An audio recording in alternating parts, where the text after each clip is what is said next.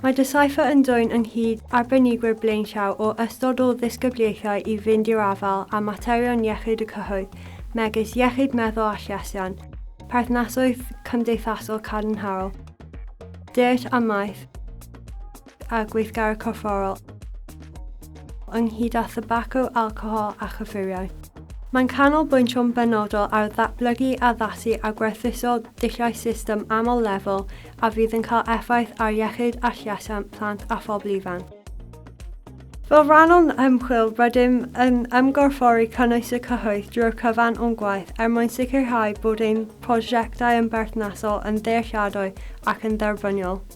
Fel rhan o'n gwaith cynnwys y cyhoedd yn Decipher, sefydlwyd Alpha yn 2010 sy'n cael ei redeg gan uwch swyddog cynnwys y cyhoedd ac rydym ar hyn o bryd yn llawn cyffro ynghylch datblygu cam nesaf Alpha.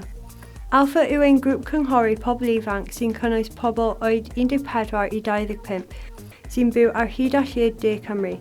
Mae pobl ifanc yn arbenigwyr yn eu bywydau, gyda phrofiad gwybodaeth, mewnwelediadau a galluoedd gwahanol I ymchwilwyr sy'n oedolion. Dechreuwyd Alpha oherwydd ein bod ni eisiau dod â grŵp o bobl ifanc ag ystod o brofiadau a safbwyntiau at ei gilydd, I helpu gwneud yn siŵr bod ein hymchwil yn adlewyrchu'r hyn sy'n bwysig I bobl ifanc. Yn y pen draw, mae hyn yn ein helpu I wella iechyd pobl ifanc.